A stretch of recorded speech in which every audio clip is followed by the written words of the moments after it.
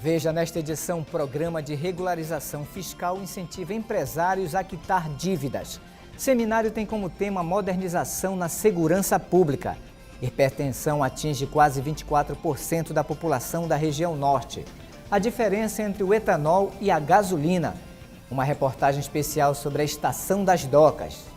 E o planejador financeiro Pedro Loureiro fala sobre os gastos de final de ano. Tudo isso no Nazaré Notícias desta terça-feira, 5 de novembro, que já está no ar.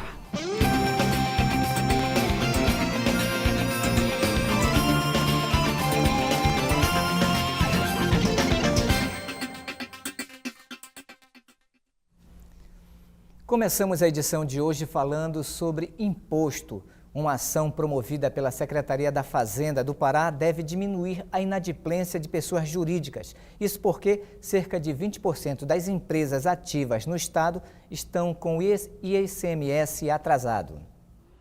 Mais de 150 mil empresas estão ativas no Pará.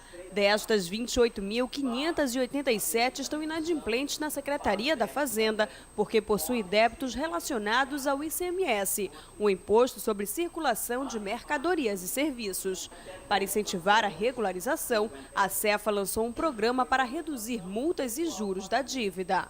O objetivo do programa de regularização fiscal, lançado pelo governo do estado do Pará, a partir de hoje e até o dia 29 de novembro, é dar a oportunidade aos contribuintes que têm pendências fiscais, que têm dívidas e débitos de ICMS, de regularizarem essas dívidas, esses débitos, com condições especiais de descontos nas multas e nos juros, que vão de 85% a 50%, conforme a opção entre o pagamento em uma ou até em 10 parcelas. Os descontos variam de acordo com as opções de pagamento. Para quitar o débito de uma única vez, a empresa ganha 85% de desconto. Em 2 parcelas, a redução é de 75% nas multas e juros. Para 3 vezes, o desconto é de 70%. Em 5 parcelas, 65% de desconto. Para parcelar em 7 vezes, o empresário reduz 60% das taxas. Em 9 parcelas, a redução é de 55% e em 10, 50%. A adesão ao programa deve ser feita pela internet, na página da Secretaria da Fazenda. A cota única ou a primeira parcela deve ser paga até o dia 29 de novembro. Com o programa, a Cefa estima arrecadar R$600 milhões. Atualmente, a dívida ativa do estado somente com o ICMS é de R$4 bilhões. Cerca de 20% das empresas ativas no estado estão inadimplentes. A empresa inadimplente ela tem inúmeros problemas decorrentes dessa condição. Primeiro, a impossibilidade de contratar, fazer contratos, de participar de licitações com o estado, de receber benefícios fiscais e incentivos tributários. Enfim, são penalidades que tornam realmente a situação do devedor muito difícil. Além, é claro, de ter a obrigação de antecipar o pagamento do ICMS quando da chegada de mercadorias no estado. A empresa inadimplente, irregular, ela está obrigada a antecipar o pagamento do imposto. A alíquota padrão do ICMS é de 17%, mas varia de acordo com o segmento. Nas bebidas, por exemplo, do valor pago pelo consumidor, 30% refere-se ao imposto. Já no cultivo de gado, o ICMS corresponde a apenas 1,8%. O número de empregos com carteira assinada no setor da construção civil no Pará apresentou um crescimento de quase 19% nos 9 primeiros meses deste ano. Os dados do Diese mostram que de janeiro a setembro foram gerados quase 20 mil empregos. Os números colocam o Pará como o maior gerador de postos da região norte.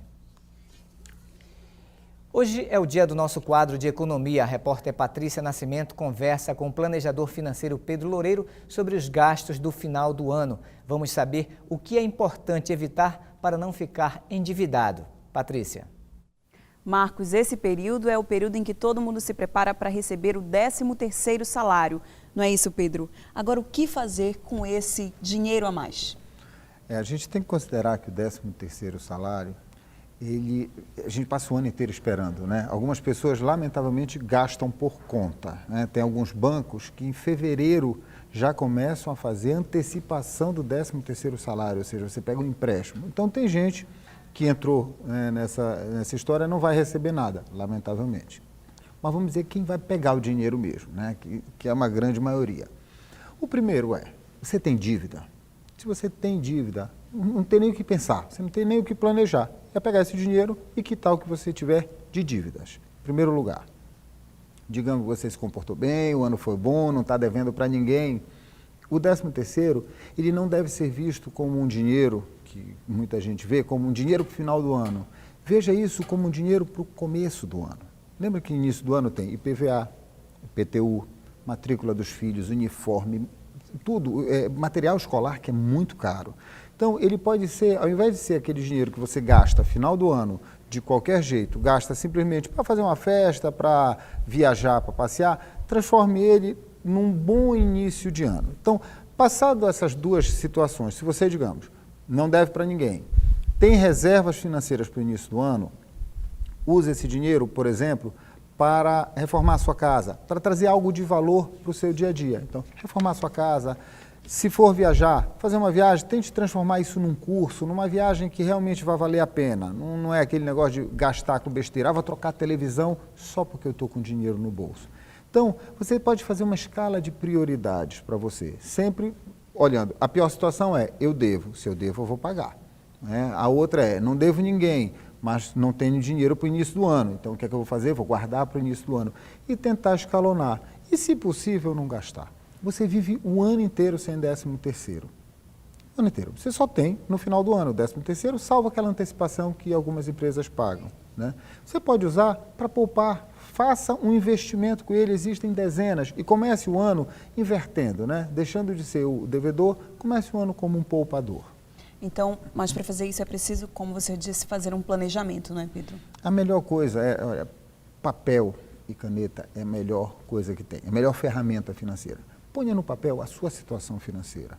O ideal é que todo início de ano a pessoa faça como as empresas fazem. Faça o seu balanço. O que você tem, o que você não tem, qual é seu patrimônio, quanto você recebeu. Tente colocar isso no papel. E no final do ano, né, você fecharia esse balanço. Então, você vê o que é que aconteceu de janeiro a dezembro. Então, isso é a melhor coisa. Ponha no papel, faça as contas e veja como utilizar da melhor forma e com resultado duradouro esse dinheiro. Porque você pegar o 13º para gastar numa farra, como muita gente, que sai, vai para o shopping, compra roupa, troca a televisão, compra o som para o carro e acabou o dinheiro. Isso foi um esforço de um ano inteiro. Tente transformar em algo duradouro, que vai lhe dar prazer e conforto por muito tempo. Agora existem pessoas que também utilizam esse dinheiro para o pagamento de dívidas, como você disse, mas fazendo renegociação com credores. Que cuidados a pessoa deve ter nesse momento de fazer a renegociação, Pedro? O que é que acontece? Às vezes a empolgação é muito grande, né? A pessoa acabou de resolver a dívida, às vezes, vejam bem, muitas lojas renegociam com você, mas chamam para você renegociar onde? Dentro de uma loja. E normalmente o departamento financeiro é no último andar, lá atrás, que você tem que passar por toda a loja. Muitas vezes você acaba de pagar a sua dívida, que estava aí o ano inteiro lhe dando dor de cabeça, e na saída você já comprou de novo. Então, primeiro é o seguinte, se você estava devendo, é porque não administrou legal o dinheiro. Vai cair na mesma tentação? De novo, vá, negocie e pague e pronto. Segundo lugar, não aceite nada de boca. Às vezes você senta ali na frente e diz, não, põe a proposta no papel. Não querem colocar. Dizem, não, vamos aqui, eu faço o boleto, você paga, depois a gente manda pelo correio. Não. Se é uma proposta séria, uma proposta boa para você, né, ou para as duas partes, né, não aceite. Peça no papel, não assine na mesma hora. Se você está devendo há meses, está renegociando, que custa levar para casa, ler, fazer as contas direitinho e voltar no dia seguinte? Inclusive, se isso acontecer com qualquer pessoa que esteja nos vendo agora, pode mandar um e-mail para a gente, para saber se a proposta é boa, até para o e-mail meu pessoal, que é pedro@pedrorloureiro.com, que eu vou tentar dar uma ajuda, porque às vezes você na empolgação, você quita a dívida e já faz outra. Ou, muitas vezes, até pela aquela ânsia da pessoa que é honesta, que é correta, que está devendo porque teve algum incidente, o que é que acontece? A pessoa chega e aceita a primeira proposta, porque ela quer se ver livre daquela dívida, porque ela sabe que ela tem que pagar e ela quer pagar. Então ela tem X para pagar, ela nem negocia. Chega lá e diz, olha, eu tenho tanto, e paga às vezes mais do que poderia com uma boa negociação. Negociar isso, você vai, escuta, pede no papel, pensa em casa, volta e fecha de novo, sem se endividar mais uma vez. Tá certo, Pedro. A gente continua conversando no próximo bloco. Para você aí de casa, pode participar do nosso bate-papo aqui no Nazaré Notícias de hoje pelo 4006-9211. Você fala com o pessoal da nossa central de atendimentos e diz a sua pergunta, a sua dúvida. Marcos, é com você. A avenida perimetral que corta os bairros do Guamá e da Terra Firme, em Belém, será duplicada. A ordem de serviço para o início das obras foi assinada e o custo total será de 70 milhões de reais. A previsão é que as obras iniciem na próxima segunda-feira e que sejam finalizadas em fevereiro de 2015. A duplicação abrangerá 5 quilômetros de pista no trecho que vai desde a Universidade Federal do Pará até a Feira da Bandeira Branca, na esquina com a Avenida Almirante Barroso. O projeto deve contemplar diretamente 300 mil pessoas. O Sistema de Segurança Pública agrega vários órgãos e corporações, cada uma com uma área específica de atuação. Ontem, aqui em Belém, os representantes de cada órgão debateram as estratégias de melhoria e modernização do sistema. Participaram do evento representantes das polícias militar e civil, assim como o Corpo de Bombeiros Militar, Departamento Estadual de Trânsito, Superintendência do Sistema Penitenciário e Centro de Perícias Científicas Renato Chaves. O seminário discute a modernização da gestão da segurança pública. Bom, o seminário é um seminário de gestão, que visa trabalhar a modernização dos órgãos públicos, em especial a Secretaria de Segurança Pública e os seus órgãos que formam o Sistema Integrado de Segurança Pública e Defesa Social. O seminário aconteceu durante todo o dia 4 de novembro no Hangar e trabalhou 2 temas: gestão por processos e gerenciamento por indicadores. Os temas que nós estamos abordando são 2, gestão por processos e gerenciamento por indicadores, O fato é que as organizações públicas elas são estruturadas através de departamentos, de diretorias, quando na verdade o que o órgão é? Ele é um conjunto de processos.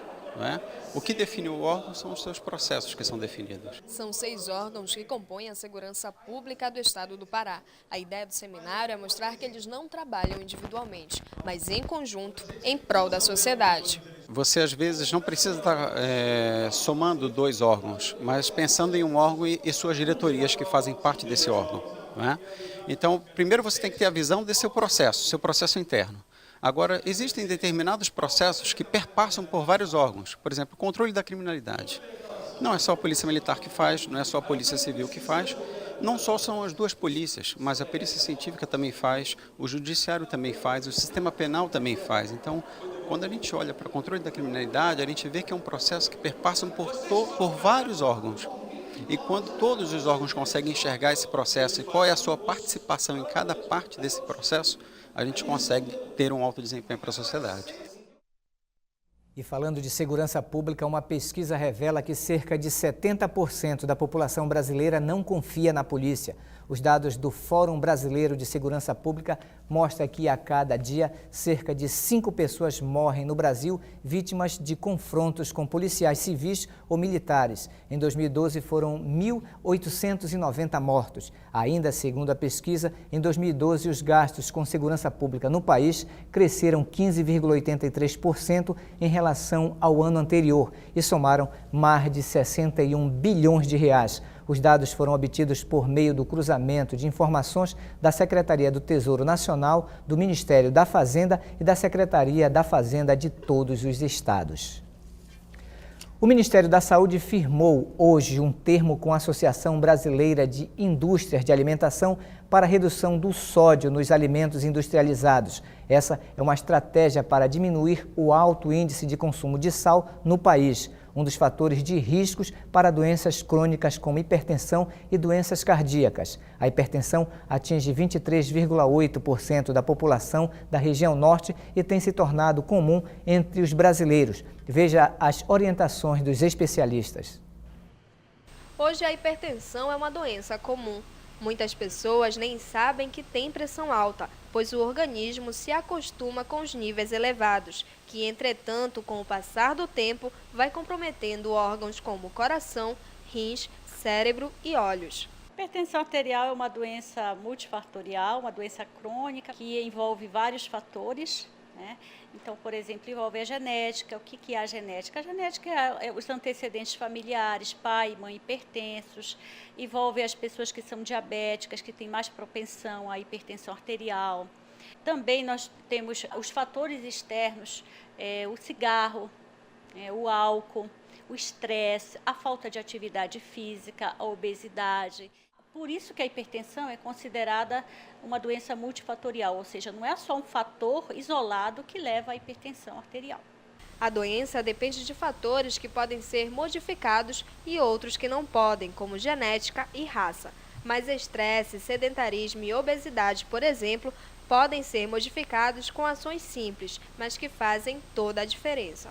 Mudança de hábitos de vida é através de atividade física, é a ingestão de alimentos pouco calóricos, com baixo teor de gordura saturada, escolher principalmente os alimentos que têm menos quantidade de sódio, os alimentos embutidos, industrializados, ter um sono tranquilo, evitar o estresse. As pessoas que fumam têm que largar o cigarro, as pessoas que tomam álcool, os homens, as mulheres, nós temos uma quantidade máxima de álcool para ser ingerido, por exemplo, para os homens 30 gramas de álcool, para as mulheres é metade, 15 gramas, a partir daí nós já vamos ter a chance de nos tornarmos hipertensos.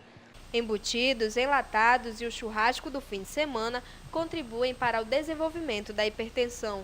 Dentro da população hipertensa existem aqueles que são mais sensíveis ao sal, por isso é importante não exagerar. O Ministério da Saúde recomenda que o consumo de sal diário deva ser de 1 colher de chá rasa, o que equivale a 6 gramas por dia de sal. Mas os brasileiros consomem o dobro. Em consequência disso, muitos estão desenvolvendo a hipertensão. Cerca de 23,8% da população da região norte é hipertensa e este número é preocupante. A maioria dos nossos pacientes em consultórios é realmente a hipertensão arterial e a doença coronária, são as mais prevalentes. Os médicos estrangeiros que chegaram a Altamira, no sudoeste do estado, começam a trabalhar a partir de hoje.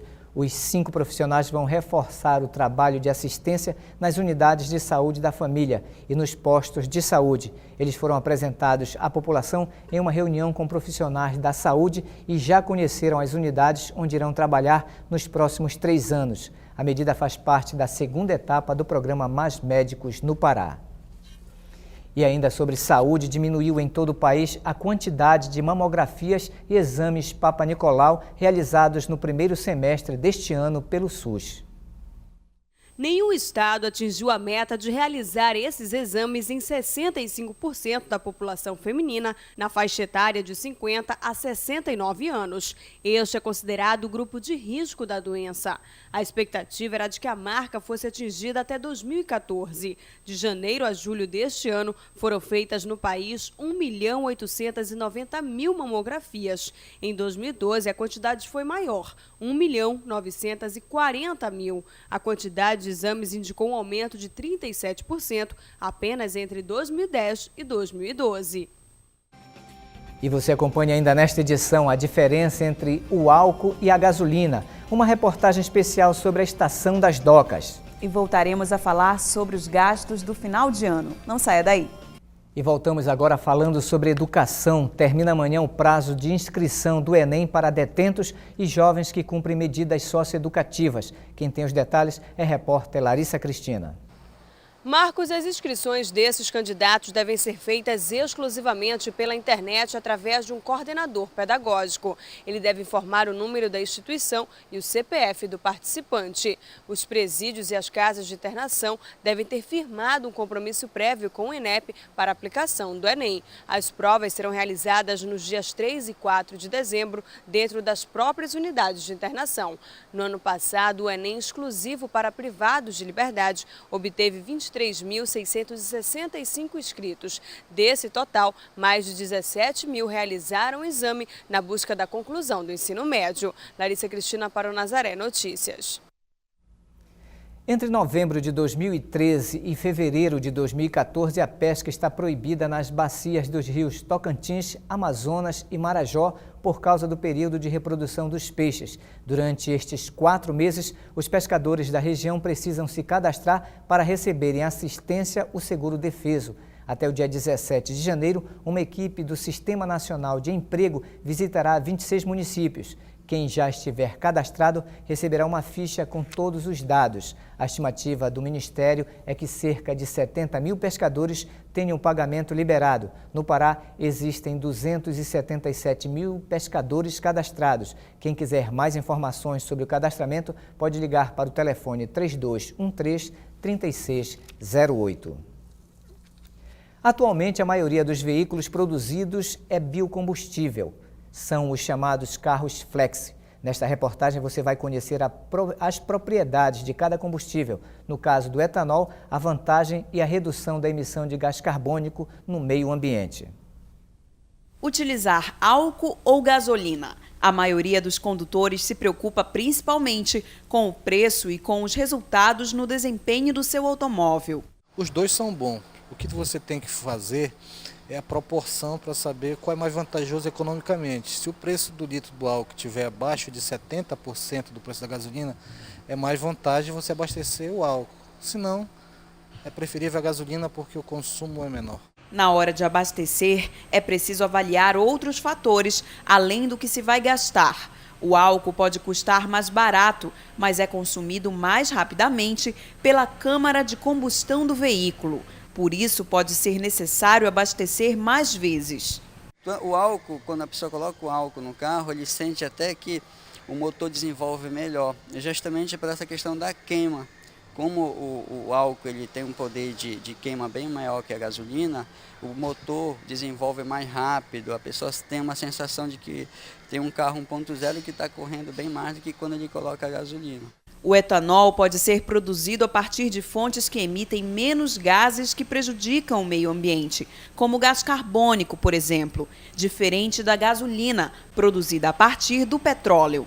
Bom, a questão do combustível, né, tanto o álcool quanto a gasolina, hoje é muito em função do apelo ecológico, a parte do meio ambiente, porque o álcool ele emite menos CO2, que é o gás carbônico. A Justiça paraense determinou o fechamento da casa de show Sítio da Orla, localizada em Icoraci, na Grande Belém. No local, agentes do juizado flagraram menores de idade desacompanhados e consumindo bebidas alcoólicas. A determinação foi assinada pelo juiz Antônio Cláudio Cruz e procura garantir a proteção da criança e do adolescente expostos à situação de risco. Em 2012, agentes voluntários de proteção ligados ao juizado de Icoraci realizaram vários autos de infração contra o mesmo estabelecimento. Este ano, o local voltou a ser notificado, caracterizando reincidência do proprietário. Agora a repórter Patrícia Nascimento volta a conversar com o planejador financeiro Pedro Loureiro sobre os gastos de final de ano. Patrícia. Marcos, no primeiro bloco nós falamos sobre os cuidados necessários no momento de gastar o 13º salário. Mas, Pedro, existem pessoas que não precisam pagar dívidas. Existem alternativas de investimentos para essas pessoas com esse dinheiro? Quais são? Tem. Os investimentos hoje são muito variados, né? Existe uma gama muito grande de produtos financeiros que as pessoas podem optar. Mas o dinheiro do 13º não é uma fortuna, né? É um salário a mais. Ele pode ser destinado principalmente para, ou se você pensar no longo prazo, vamos pensar na previdência privada. Você pode ter o benefício no imposto de renda, que já é uma vantagem adicional, que significa uma certa remuneração. Muita gente confunde achando que, como já estamos no final do ano, novembro, dezembro, o que você não contribuiu durante o ano, dos meses que passaram, você não pode mais contribuir para ter o benefício no imposto de renda. Pode sim. O que acontece é, o seu benefício, você tem direito em cima da sua renda anual. Então, você pode chegar até no dia 20 de dezembro e fazer uma contribuição única. Então, o 13º pode servir para isso. Quer dizer, você que passou o ano inteiro dizendo que ia fazer uma previdência, guardar o dinheiro e não guardou, pode ser a chance. Pega esse dinheiro e comece. Mas comece com muita atenção, porque nem todo plano de previdência permite o benefício no imposto de renda. Não é que tenham planos bons e ruins, existem planos adequados para cada característica. Uma outra forma que a pessoa pode guardar também é a caderneta de poupança. Caderneta que muita gente aí reclama, fala mal, diz que é antigo, a caderneta, para valores pequenos, ela está rendendo mais que a grande maioria dos fundos de investimento em renda fixa. Ela é meio antiga, que o pessoal diz, a caderneta foi criada por Dom Pedro II. Então, acho que já faz parte do DNA do brasileiro. Mas é uma opção muito interessante. Ou um CDB. Né? A pessoa faz um CDB, imagine que vai usar esse 13º. Está tudo muito bem, eu queria usar esse 13º em julho, porque eu vou viajar em julho. Você faz um CDB com vencimento no final de junho. O que vai acontecer é, se o valor não for muito alto, às vezes as taxas cobradas pelo banco, em cima da remuneração que ele vai te dar, torna o CDB, às vezes, menos atraente que a caderneta. Então, normalmente, 13º tem 2 destinos principais no caso do investimento. Joga para a caderneta ou faz uma previdência privada, no caso o PGBL, se for abater o imposto de renda. E VGBL, se você não precisar abater no imposto de renda. Agora, Pedro, existem pessoas que são autônomas e que não têm esse 13º salário. É possível economizar todos os meses um valor? Como fazer isso? Esse é o certo, né? O autônomo, vamos lembrar também dos profissionais liberais, dentistas, médicos, psicólogos, aquelas pessoas que recebem dinheiro no dia a dia, que é o taxista, né? O feirante, o autônomo, né? E o profissional liberal. Eles recebem muitas vezes o dinheiro pingado. E dinheiro pingado é difícil de administrar para qualquer pessoa. Então, primeira coisa é, tente fazer um caixa separado. O que é o caixa seu como profissional, por mais que você não tenha um CNPJ, você atenda com CPF, faça um caixa do seu consultório, do seu táxi, da sua banca na feira, do seu talho no mercado, seja onde for. Faça aquele caixa e tire uma parte que é a sua remuneração pelo seu trabalho.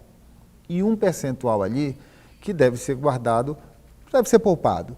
E o seu investimento tem que ser dividido em curto, médio e longo prazo. O curto prazo pode ser o 13º. Aquela pessoa disciplinada que passou o ano inteiro ali guardando um pouquinho, hoje pode ter, mesmo sendo um profissional liberal ou um autônomo, ter o seu 13º. Quer dizer, ele cria o seu próprio 13º. Então, a ordem de prioridade, Pedro, é pagar dívidas, poupar, investir e depois gastar com outras coisas. E logo depois de gastar com outras coisas, começar o ano de forma diferente. Começar o ano, quem começou esse ano sem planejar, mude. Tente começar o ano que vem com planejamento e dentro das suas possibilidades. Tá certo, Pedro. Muito obrigada por essa entrevista. A gente lembra que na próxima semana o Pedro Loureiro estará novamente conosco, dando mais dicas de economia. Você pode participar sugerindo temas pelo 4006-9211. Marcos, é com você. A Fundação Nacional das Artes prorrogou as inscrições de projetos que devem ser implementados nos Centros de Artes e de Esportes Unificados em 2014. A repórter Caroline Guimarães tem mais informações. Marcos, são 80 projetos em todo o Brasil selecionados para os Centros de Artes e de Esportes Unificados. Aqui no estado do Pará são 3. Para falar sobre todo esse processo, eu converso agora com Delson Cruz, ele que é chefe da representação regional norte do Ministério da Cultura. Delson, obrigada por conversar conosco. Qual é o objetivo desse edital, desse projeto? O objetivo desse edital é realmente ocupar esses espaços. São 3 espaços onde a população ela pode estar criando esses cursos, esses seminários, né, para poder estar ocupando durante 6 meses, né? O valor de um prêmio é um prêmio que é de R$100 mil, então você pode pensar, incluindo não tanto a cultura, como projetos relacionados também à questão da assistência, né, mas você está estabelecendo todas essas relações em ações práticas na área cultural. Agora, quais são os critérios para a seleção desses projetos? A seleção é muito simples. Primeiro, é que realmente esse projeto contemple a comunidade local, isso é importante, que tenha um planejamento dessas ações, porque são seis meses, então, de como é que vai desenvolver essas ações, que pode ser um seminário, pode ser um curso, né? Qual é a finalidade disso, qual é o público que ele está atingindo, que isso é fundamental, porque o CELS está num espaço que é considerado situação de risco, então de que forma você vai contribuir com esse curso para a mudança daquela realidade, do ponto de vista concreto, né? Então são alguns critérios básicos para a pessoa poder estar pleiteando. E tem um dado importante de que essa pessoa vai concorrer somente naquele local que ela está se inscrevendo. Então, se é em Abaetetuba, então ela vai concorrer somente com os projetos que se inscreveram para Abaetetuba, não vai concorrer com o Brasil todo, entendeu? Então, isso é uma particularidade. Agora, as inscrições vão até novembro, né? Existe uma plataforma que vai estar informando quais são os critérios, como é que deve se inscrever? O processo vai até agora o dia 13, né? Existe uma plataforma que você entra no www.cultura.gov.br, você entra no Salic Web e lá tem todo um roteiro, onde passo a passo, onde você vai colocar o nome do projeto, o objetivo do projeto, o cronograma, as ações que você está desenvolvendo, né? Esse programa interage, então conforme você vai colocando, ele vai respondendo. É um processo muito simples, muito fácil. Então a gente pede que as pessoas possam se inscrever, se interessar, porque é uma oportunidade singular, principalmente porque é um investimento que vai ficar no município. Né? Só pode se inscrever quem tiver CNPJ. CNPJ e associações e cooperativas também pode se inscrever. Pessoa física não pode, mas cooperativa, associações podem se inscrever também, mesmo que não tenha CNPJ. Muito obrigada, Delson, por conversar conosco. Lembrando aí que as inscrições vão até o dia 13 de novembro, uma ótima oportunidade para a inclusão social. Caroline Guimarães para o Nazaré Notícias. O município de Paragominas, no sudeste do Pará, receberá amanhã e quinta-feira a Mostra Vicente Salles de Ciência e Cultura. A programação integra a Semana Nacional e contará com palestras, seminários, oficinas e uma exposição ao ar livre. A programação completa está disponível no site da SECT.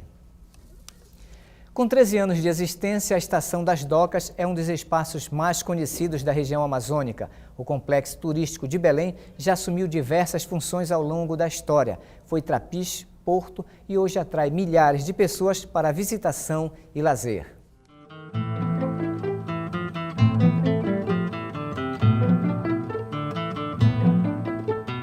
Um complexo turístico e cultural. A Estação das Docas foi inaugurada em 13 de maio de 2000.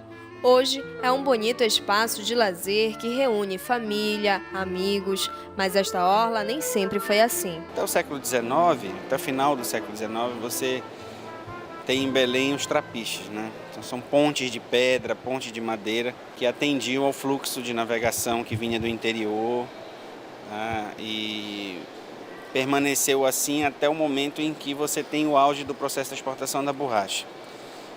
Então, com o volume de pessoas, com o volume de carga que está circulando em Belém nesse período, se fez a necessidade da construção de um novo porto. A construção começa no início do século XX, né, 1901, e em 1909 é inaugurado o primeiro trecho das obras. Este era o Porto Moderno de Belém. Foi construído no início do século XX para atender às exigências da exportação da borracha, que naquele período atingia o seu auge. O novo porto foi construído no padrão mundial, baseado no modelo europeu de portos, com tudo que havia de mais moderno. Mas com o passar do tempo e o avanço da tecnologia, o porto ficou defasado e o espaço perigoso. Então, já por volta da década de 1960, ele está extremamente congestionado. E ele já está com um problema que ele não consegue mais, devido à baixa profundidade da área, ele já não consegue mais receber os grandes navios. Então a tendência foi realmente entrar numa descendente, né? Então você tem problemas sérios por falta de movimentação e acaba que a área, ele e a área ao entorno começa a ficar decadente. Para evitar que o espaço ficasse abandonado, a orla foi revitalizada em 2000, dando ao Porto de Belém uma nova função.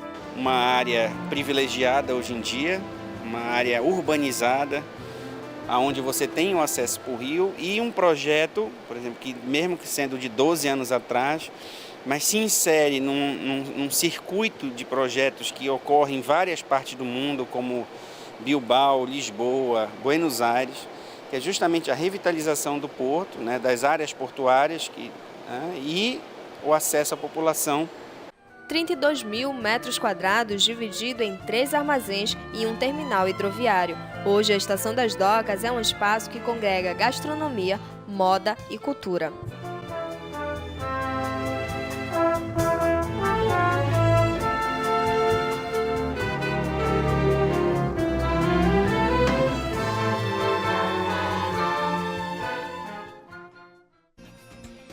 E essas foram as notícias de hoje. Para dar sugestões de reportagens, ligue para a nossa central de atendimento no número 4006-9211. E se você quiser rever nossos vídeos, acesse o Portal Nazaré, www.fundacionazaré.com.br ou acesse a nossa página no Facebook. Nazaré Notícias fica por aqui, nos encontraremos amanhã na próxima edição. Até lá!